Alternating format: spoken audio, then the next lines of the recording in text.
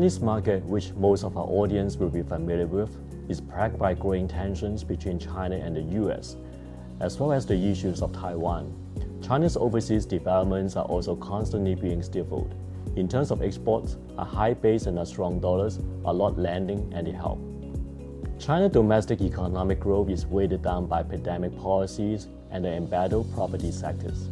In the short term, it's not likely to get out of the woods. That's why we are remaining cautious towards the current situations.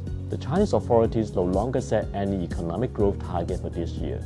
It's looking to support the economy through accommodative monetary policies and a slew of fiscal easing measures. On the other hand, more and more buyers of unfinished housing projects in China have stopped paying their mortgages. Investors are worried that Chinese banks and Chinese property stocks will be affected, and market sentiment has turned sour.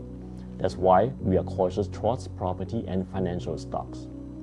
At this stage, we prefer companies that are defensive in nature and have the ability to buy back shares.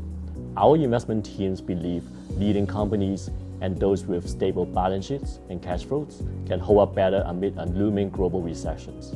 In early September, the Chinese government lowered the reserve requirement ratio to 6% from 8%.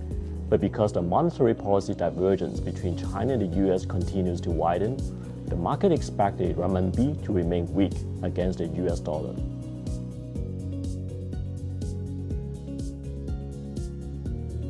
Due to climate change, even if economic growth decelerates, the government's commitment to developing electric cars and renewables will not reverse. According to International Energy Agency estimates, China could account for 95% of the world's solar panel supply chain by 2025. With almost all of the key parts associated with solar panels will be reliant on China. In addition, staying on the forefront of EV batteries developments will be central in the competitive space of electric cars. China's companies are leading in the development of EV batteries, among which many are supplying batteries to key international electric cars makers. That's why we believe it's worthwhile keeping close eyes on the potential of these companies.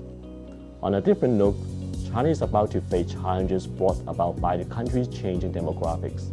According to a study conducted by China's National Health Commission in 2021, China is facing an aging population and a low birth rate. Labor force participation becomes lower and the demographic dividend is disappearing. This will increase demand for social welfare while bringing shift in domestic spending.